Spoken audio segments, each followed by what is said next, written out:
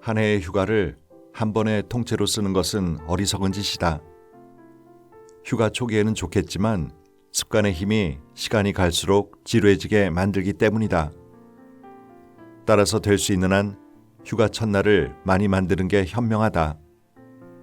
연차를 짧은 단위로 나누어 즐기는 전략을 써서 말이다. 부담스러운 일을 할 때는 될 수 있는 한 끝까지 밀어붙이는 게 습관화 활용 전략이다. 시간이 흐르면서 저절로 부담감이 덜어진다. 그러니 즐겁고 신나는 일은 짧게 끊어서 하고 지겨운 일일수록 단번에 끝내라. 당신의 인생이 한결 편안해질 것이다. 책 읽는 다락방의 제이입니다. 사람의 마음이 어떻게 작동되는지를 아는 것이 심리학의 핵심일 겁니다. 모든 사람에게 예외 없이 적용되는 것은 아니겠지만 사람들에겐 보편적인 심리 성향이 있죠. 어떤 상황에 처했을 때 무슨 생각을 하며 어떻게 살아가는지를 안다면 다른 사람의 인생, 적어도 자신의 인생을 통제하기가 쉬워질 겁니다. 오늘은 일상에서 겪게 되는 다양한 문제들 속에 내재된 사람들의 심리 상태에 대한 이해를 통해 사람과 세상을 자신이 원하는 방향으로 통제해 나가는 데 도움이 될 만한 책 한 권을 소개해 드릴까 합니다. 포레스트 북스에서 펴낸 마음의 법칙이란 책인데요. 아마존 베스트셀러 심리학 분야에서 60주 동안 연속 1위를 한 책이라고 하네요. 이 책은 폴커 키츠와 마누엘 투시 두 독일 사람이 공동 집필을 했는데요. 두 사람 모두 독일의 쾰른 대학교에서 심리학을 전공했고 폴커는 그 후 미국 뉴욕 대학에서 법학을 공부한 후 저널리스트, 시나리오 작가, 저작권 전문 변호사 등 전문직에 종사했고 현재는 강연 및 저자로 활동하고 있다고 합니다. 그리고 마누엘은 심리학 전공 후에 네덜란드 암스테르담 대학교에서 다시 교육학을 공부했고 현재 쾰른에서 정신과 병원을 운영하며 대화치료, 명상, 코칭 등 개인 상담을 진행하고 있습니다. 이 책은 친구, 연애, 부부, 직장 생활에서 흔히 겪게 되는 쉬운 한 가지 구체적인 상황을 심리학적 측면으로 해석해 실질적인 솔루션을 제시하고 있는데요. 이 가운데 여러분과 나누고 싶은 글 몇 편을 골라 소개해드리겠습니다.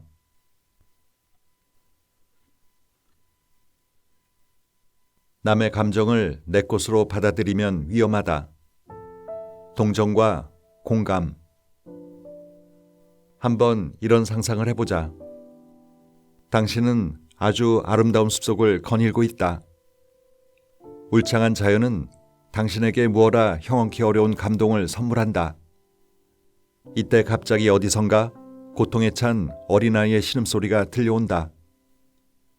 화들짝 놀란 당신은 조심스럽게 소리가 나는 쪽으로 다가간다. 어이쿠. 당신은 비명을 지르며 가까스로 멈춰섰다. 하마터면 눈앞에 입을 벌리고 있는 깊은 구덩이에 빠질 뻔했다. 이제 어디서 신음소리가 들려오는지 분명해졌다. 저 깊은 바닥에서 어린아이가 울부짖으며 도와달라고 소리를 지른다. 자, 당신이라면 어떻게 하겠는가? 첫 번째, 아이에게 용기를 북돋워주며 잠깐 참으라고 말한다. 가까운 마을로 달려가 긴 사다리를 구해 구덩이로 돌아온다. 아이를 구출해 부모의 품으로 안전하게 돌려보낸다. 두 번째, 아이를 보자마자 충동을 못 이기고 구덩이 안으로 뛰어든다. 바닥에서 아이를 끌어안고 우연히 누군가 지나가다가 구해주기를 기다린다. 세 번째, 아무것도 보지 못한 것처럼 시치미를 떼고 슬그머니 자리를 뜬다. 어느 정도 평범한 사람이라면 누구나 첫 번째 사다리 방법을 선택하리라. 두 번째는 어리석은 짓이라며 손사래를 치고 세 번째는 너무나 무책임하니까. 모든 게 이처럼 분명하다면야 누구나 올바른 선택을 할 수 있으리라. 그러나 현실은 다르다. 일상생활에서 구덩이와 사다리는 종종 변장을 하고 우리를 속인다. 이게 바로 현실에서 우리가 흔히 두 번째를 선택하게 만드는 원인이다. 대비책도 없이 앞뒤 가리지 않고 뛰어드는 것이다. 또 현실에서는 세 번째 행동을 취하는 경우도 흔하다. 첫 번째 선택지를 두 번째와 혼동하고 혹시 자신이 피해를 입는 것은 아닌지 두려워하는 탓이다. 아이를 보고 구덩이에 뛰어든다는 것은 동정 때문이다. 우리가 동정을 하는 이유는 고통을 받는 사람의 아픔을 자신의 것으로 느끼기 때문이다. 그런데 문제는 동정하는 사람은 의미 있는 해결책을 찾아낼 수 없다는 것이다. 그래서 우리는 공감과 동정을 구별해야 한다. 공감은 시련에 빠진 사람의 아픔을 감지하고 그 사람이 어떤 일을 겪고 있는지 구체적인 느낌을 가지고 그 고통을 깊이 이해한 후에 다시 자신으로 돌아와 어떻게 하면 그를 도울 수 있을지 생각해 보는 것이다.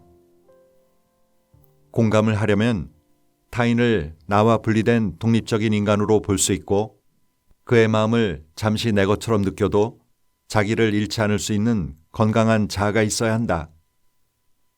하지만 자아의 경계가 약한 사람들은 공감해야 할 순간에 상대방과 자신을 하나로 합쳐버린다. 그렇다 보니 남의 고통에 사로잡혀 자신도 구덩이에 뛰어들어야만 하는 것은 아닌지 두려운 탓에 다른 사람의 시련이나 아픔과 만나는 것을 꺼린다. 이런 사람들은 좋지 못한 기분이 끓어오르는 것을 피하려고 현장을 벗어나는 쪽을 택한다. 양심의 가책을 끌어안고 사는 것이 남의 걱정을 나눠 갖는 것보다 쉽다고 여기는 탓이다. 잘잘못을 따지자는 얘기가 아니다. 다만 우리의 심리가 왜 그렇게 작동하는지 알려주는 것뿐이다. 동정은 물론이고 도망가려는 마음 역시 자연스러운 인간의 모습이다. 우리는 자기 중심적인 관점에서 세상을 바라보는데 익숙하기 때문에 무의식적으로 남의 감정을 내 것으로 받아들여야만 할 것 같은 착각에 빠진다. 그러나 현실은 다르다. 우리는 저마다 자신의 느낌을 가진다. 그러니까 서로의 감정을 밝히고 나누는 게 중요하다. 우리가 우리를 둘러싼 사람들과 진심으로 공감할 때 좋은 일이 일어난다. 우선 우리는 구덩이를 피할 수 있다. 그리고 다른 사람이 구덩이를 벗어날 수 있게 실질적인 도움을 줄 수 있다. 통계 대신 기억을 믿는 사람들의 심리. 대표성 휴리스틱. 비행기 사고로 목숨을 잃는 사람의 수는 생각보다 적다. 독일의 경우에는 오래전부터 단 한 명도 죽지 않았다. 반면 당신이 이 구절을 읽고 있는 동안 심장순환계 질병으로 독일에서만 좋게 3명이 죽어나간다. 심장마비의 위험은 흡연을 하는 경우 아주 높아진다. 그럼에도 왜 사람들은 담배 피우는 것보다 비행기에 오르는 것을 더 두려워할까? 통계적으로 볼 때 비행기는 가장 안전한 교통수단이다. 그러나 흡연이 건강을 해친다는 것을 모르는 사람은 없다. 심지어 담뱃값 포장에는 다음과 같은 경고문까지 등장했다. 흡연으로 죽을 수 있습니다. 우리가 대개 정확히 알고 있는 사실이다. 그럼에도 종종 우리 뇌는 흡연보다 비행기 타는 것을 더 위험하게 받아들인다. 도대체 왜 그럴까? 이른바 대표성 휴리스틱 때문이다. 휴리스틱은 찾아내다는 뜻의 그리스어의 뿌리를 둔 것으로 불확실하고 복잡한 상황에서 부딪히는 문제를 될 수 있는 한 빨리 풀기 위해 쓰는 단순하고 즉흥적인 추론을 뜻한다. 우리는 종종 정확한 자료를 갖지 못한 채 결정을 내린다. 또는 구체적인 통계 수치를 안다고 할지라도 그것을 합리적으로 이용하려 들지 않기도 한다. 우리의 기억으로 통계 자료를 대신하고 대표성 휴리스틱을 감행한다. 예를 들어 도박을 즐기는 사람은 규모가 작은 곳보다 기계가 많은 커다란 카지노에서 훨씬 더 많은 돈을 투자한다. 기계가 많은 탓에 돈을 따는 모습을 더 자주 목격할 수 있다 보니 자신이 딸 확률을 무의식적으로 높게 평가하기 때문이다. 비행기가 추락하는 장면은 누구라도 거의 단박에 떠올린다. 항공기 추락 사고는 방송 화면을 통해 우리 기억 속에 확실하게 각인됐다. 더욱이 비행기 추락은 상당히 강렬한 감정을 자극해 우리의 기억력을 훨씬 더 자극한다. 반대로 심장마비에 걸려 죽는 장면을 보는 일은 드물다. 이런 사건은 몇 분마다 일어날 정도로 흔해서 언론이 보도하는 일도 거의 없다. 워낙 빈발하는 사망 원인이다 보니 신문에 나와도 단 몇 줄에 지나지 않는다. 그렇다 보니 우리의 뇌는 비행기 추락을 심장마비보다 훨씬 더 쉽게 떠올린다. 일종의 자동적인 생각으로 우리는 흡연보다 비행기 추락으로 죽을 확률이 높다는 결론을 내리고 만다. 그렇지 않다는 구체적인 통계 자료를 보여줘도 우리는 굳은 신념에 더욱 집착한다. 이런 현상을 두고 심리학에서는 버티기 효과라 부른다. 한 연구 결과를 보면 흡연으로 병에 걸린 환자를 다루는 의사는 담배를 거의 피우지 않는 것으로 나타났다. 니코틴과 타르로 물든 폐의 모습이 의사의 기억에 또렷하기 때문이다. 최근에 살인기사를 읽었다면 우리는 자신도 살해당할 확률이 높다고 여긴다. 어쨌거나 기사를 읽기 전보다는 말이다. 질병이나 이혼 혹은 실직 등의 기사도 마찬가지이다. 그러니 인생을 즐겁게 살고 싶다면 가급적 나쁜 뉴스는 피하고 될 수 있는 대로 좋은 뉴스를 골라 읽어라. 이렇게 하면 세상은 좋은 곳이라는 생각이 더욱 굳어진다. 이런 작용은 결국 당신의 기분을 좋게 만든다. 두 번째 가능성은 역발상이다. 폐암 환자를 수술한 의사는 폐암을 다룬 경험이 없는 의사에 비해 훨씬 덜 담배를 피운다. 그러니까 부담스러운 습관을 버리고 싶다면 집중적으로 이 습관이 불러올 나쁜 결과를 그림처럼 떠올려 보라. 살을 빼고 싶다면 엄청나게 살이 찐 사람의 사진을 냉장고 문에 붙여놓자.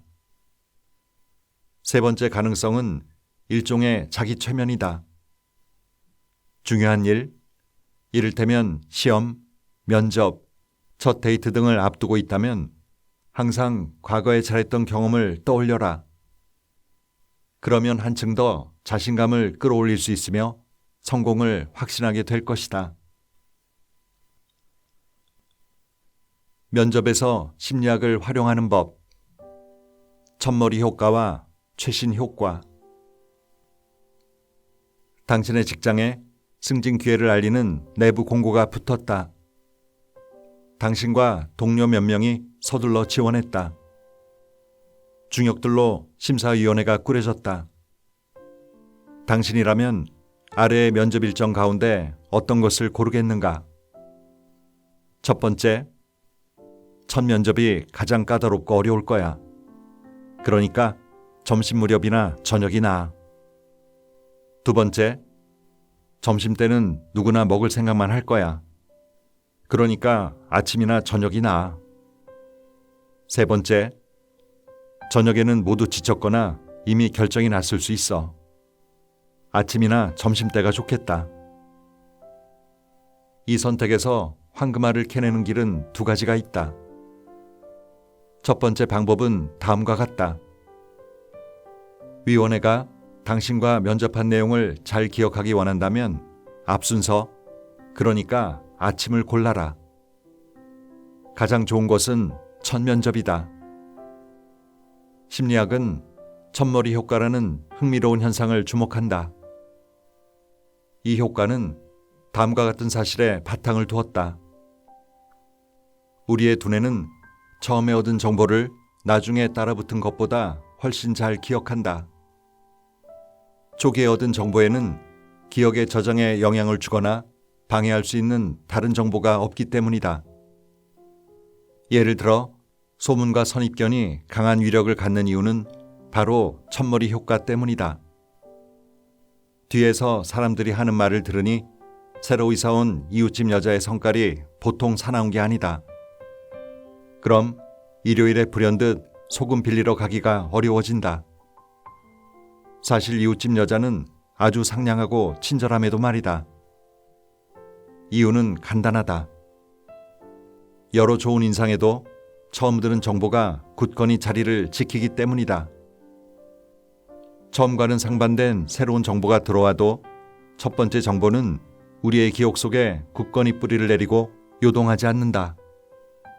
이른바 첫인상이라는 게 강력한 이유가 달리 있는 게 아니다. 첫인상은 우리의 뇌리에 확실하게 찍히고 우리 뇌는 첫 정보와 비슷한 정보를 기억하길 좋아한다. 물론 아침잠이 많거나 1번 타자로 나서는 게 두려운 사람도 있을 것이다. 잠이 덜 깨 몽롱해 보이는 첫인상을 남긴다면 오히려 곤란하다. 그럴 때는 두 번째 방법을 택하자. 첫머리 효과와 대립상을 이루는 것으로 최근 효과가 있다. 여기서 최근이란 가장 최신의 것, 곧 맨 마지막에 얻은 정보를 뜻한다. 그러니까 가장 최근에 얻은 정보를 중요하게 여기는 게 최근 효과이다. 이런 정보는 다른 게 더 쓰여지지 않기 때문에 기억에 오래 남는다. 이런 효과를 기대한다면 위원들이 지쳤다 할지라도 가장 늦은 시간, 곧 저녁 때를 고르는 게 좋다. 두 가지 효과는 서로 탁월하게 보충해주는 위력을 발휘한다. 그래서 우리는 첫머리 최근 효과라고 종합해서 부르기도 한다. 첫인상은 물론이고 마지막 인상도 좋게 심어줄 때 당신은 가장 많은 것을 이끌어낼 수 있다. 이렇게 시도해보면 어떨까? 1번 타자로 면접을 치르고 나서 마라톤 같은 면접이 끝났을 때 복도에서 위원들과 우연히 마주치는 상황을 만들자. 환한 미소로 편안한 면접에 감사드리고 즐거운 저녁 시간 보내시라고 정중하게 인사하자. 토론을 할 때는 처음과 끝에 멋진 말을 할 수 있게 준비해 두는 게 최선의 방법이다. 그러니까 늦게 일어나는 새도 심리학적으로는 얼마든지 벌레를 잡을 수 있다. 10초 만에 면접관의 호감을 얻는 한마디. 유사성의 원리. 우리는 기꺼운 마음으로 극과 극이 만나는 스토리를 꿈꾼다. 나와는 전혀 다른 백마탄 왕자가 갑자기 나타나 새로운 세상을 보여주길 원한다. 정반대되는 성격이 만나 서로 보충해주는 공생관계를 이상적인 부부로 생각하기도 한다. 그렇다 보니 드러내놓고 자신과 비슷한 짝을 구하는 사람은 거의 없다. 사람들은 대개 한마디로 자른다. 내가 나와 함께 사는 것은 원치 않아. 그렇지만 부부가 오래 함께 행복하려면 어느 쪽이 더 나을까? 과학의 대답은 명확하다. 서로 닮은 점이 많을수록 부부는 오래 행복하다. 성격 차이는 이혼을 낳을 따름이다. 이는 출신, 나이, 교육 정도, 직업, 취미, 정치 견해, 성격, 소통 유형 등 거의 모든 특징에 적용된다. 서로 비슷한 점이 많은 사람끼리 호감을 느끼는 것을 유사성의 원리라고 한다. 물론 우리는 누구나 할 것 없이 짜릿한 다름을 몹시 갈망한다. 그렇지만 한번 진지하게 생각해보자. 우리는 너무 닮았어라는 이유로 이혼한 부부를 본 적 있는가?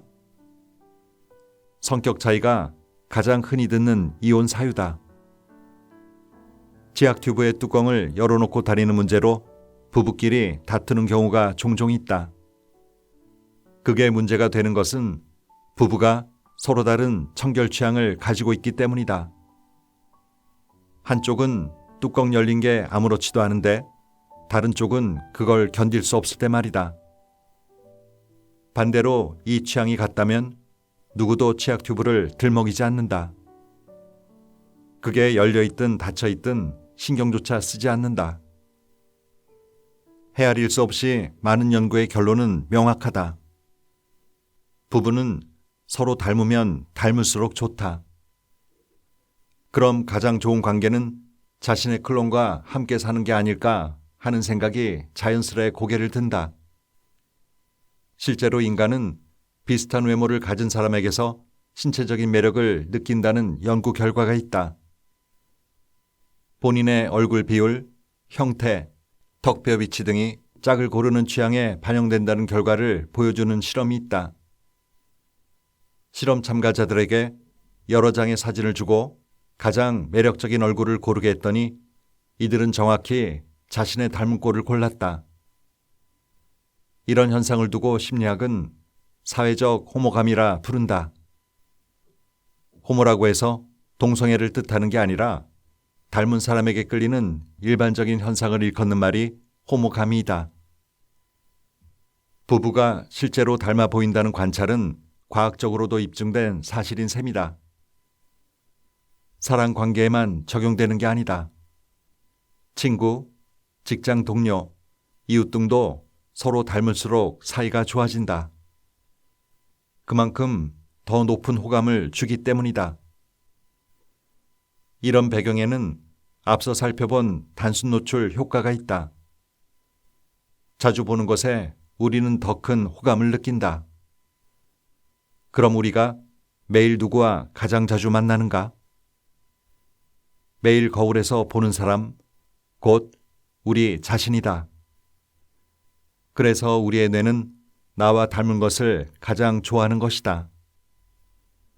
전혀 다른 생김새의 사람을 보면 복잡한 처리 과정을 거쳐 평가해야 하는 탓에 두뇌는 진절머리를 낸다. 그러니 이미 알고 있는 게 나타나면 얼마나 좋겠는가? 게다가 닮은 사람을 보며 만족감과 자부심을 느낀다.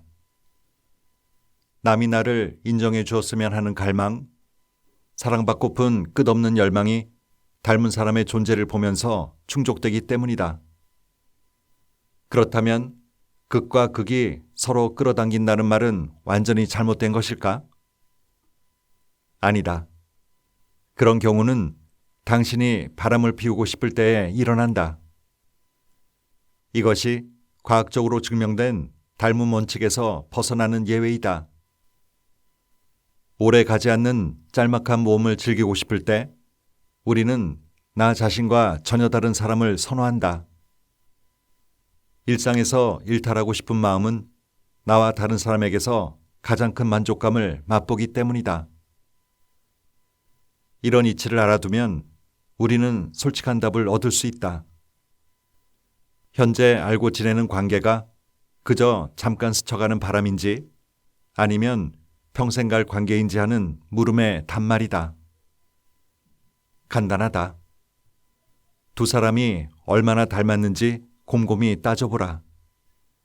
그럼 정직한 답이 나온다. 앞서 언급했듯 닮음 원칙은 사랑 관계에만 적용되는 게 아니다. 예를 들어 새 일자리를 찾을 때 면접관과 많은 공통점을 발견할수록 당신의 취업 확률은 높아진다.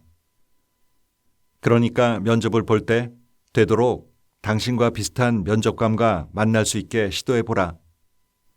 나이, 출신, 교육, 가족 상황, 취미 등을 치밀하게 사전 취재해라. 그리고 실제 상황에서 이 공통점들을 남김없이 구사하자. 제가 들은 게 맞는다면 청소년 시절에 축구를 좋아하셨다고요? 저도 축구 강팬입니다. 이 한마디가 그 어떤 증빙 자료보다 훨씬 큰 도움을 준다. 심리학을 믿어라. 창피한 상황을 재빨리 모면하는 법. 조명 효과. 가장 친한 친구의 생일 파티. 마실 것 좀 가져올게. 당신은 함께 있던 그룹에게 이렇게 말하며 자리를 떴다. 몇 분 뒤 한아름 음료수를 안고 돌아온다. 쟁반에 2잔의 샴페인, 2잔의 맥주를 들고 화이트 와인 한 병은 왼쪽 겨드랑이 사이에 끼었다. 그러나 안타깝게도 바닥에 떨어진 냅킨 한 장을 보지 못했다. 처음에는 산뜻하고 우아한 자세를 유지했으나 멈출 수 없이 오른발이 앞으로 미끄러져 나간다. 중심을 잃으면서 우아함은 장렬하게 사라지고 당신은 테이블 모서리에 부딪혔다. 와장창 소리를 내며 잔과 병이 바닥에 떨어졌다. 이럴 때 당신이라면 무슨 생각을 할까? 첫 번째, 무슨 일이 있었어? 두 번째, 당장 땅바닥으로 꺼져 없어져 버리고 싶다. 이 사람들 앞에 다시는 내 모습을 보여주지 않을 거야. 세 번째, 뭐 그렇게 심각한 건 아니야. 5분 뒤에는 아무도 기억하지 못할걸? 당신이 특히 여유로운 인물이라면 무슨 일이 있었어? 하고 생각하는 데서 그치지 않고 좌중을 둘러보며 그렇게 물어볼 게 틀림없다. 하지만 보통의 사람들은 대개 이런 상황에서 땅바닥으로 꺼져 없어지는 쪽을 택한다. 가장 흥미로운 물음은 지금부터다. 다른 사람들은 이 상황을 어떻게 볼까? 그들 역시 당신이 다시는 눈앞에 나타나지 않았으면 좋겠다고 생각할까? 이 물음에 심리학이 내놓은 답은 이렇다. 주변 사람들 대다수는 사건을 그저 잠깐 신경 쓸 뿐 더 이상 아무 생각도 하지 않는다. 우리는 보통 다른 사람이 자신에게 보여주는 관심과 주목을 아주 과대평가한다. 심리학은 이런 현상을 스포트라이트 효과라고 부른다. 실제로 그런 것보다 훨씬 더 강력한 주목을 받는다고 믿는 현상이다. 스포트라이트 효과는 여러 차례 실험을 통해 입증되었다. 한 실험에서는 대학생들에게 정말 쪽팔린다고 새겨진 티셔츠를 입혔다. 티셔츠 앞면에는 대학생들 사이에서 한물간 가수로 여겨지는 베리 매닐로의 얼굴이 찍혀 있었다. 나중에 대학생들에게 얼마나 많은 관찰자가 그 티셔츠에 반응하더냐고 물었다. 그리고 관찰자에게도 물어보고 수를 비교했다. 결과는 그 티셔츠 자체를 기억하는 관찰자의 수는 티셔츠를 입은 학생들이 추측했던 것의 절반에도 미치지 않았다.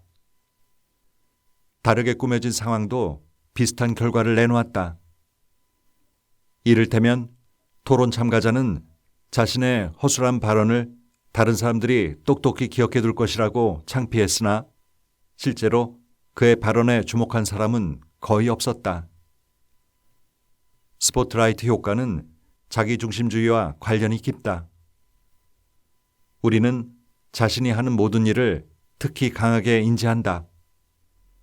그런 탓에 다른 사람들 역시 우리를 주의 깊게 관찰하고 있다고 생각한다. 그러나 사실은 다르다. 단 1초 동안 다른 사람의 입장이 되어보라. 그러면 나에게 별 관심이 없다는 것을 알 수 있다. 물론 다른 사람도 우리와 마찬가지로 주의 깊게 관찰하기는 한다. 그러나 그 대상은 상대가 아니라 바로 자기 자신이다. 다른 사람 역시 자기중심주의와 씨름하기 때문이다. 우리는 자기중심주의 탓에 인생 전반에 걸쳐 다른 사람이 나를 어떻게 생각할까? 라는 물음에 끌려다니며 불안에 떤다. 그러나 다른 사람 역시 오로지 저 사람은 나를 어떻게 생각할까? 라는 물음에만 골몰할 뿐이다. 스포트라이트 효과는 앞의 사례처럼 창피한 상황에서만 일어나는 게 아니다. 좋은 순간에도 우리는 실제보다 사람들이 우리를 더 주목한다고 믿는다. 토론에서 똑똑한 말을 했다거나 회사가 추진하는 프로젝트에 큰 공을 세웠다고 뿌듯해할 때 우리는 실제보다 강한 조명을 받는다고 여긴다. 그래서 나중에 내가 한 일이 별로 주목받지 못하거나 아예 무시되었다는 것을 알게 되면 크게 실망을 한다.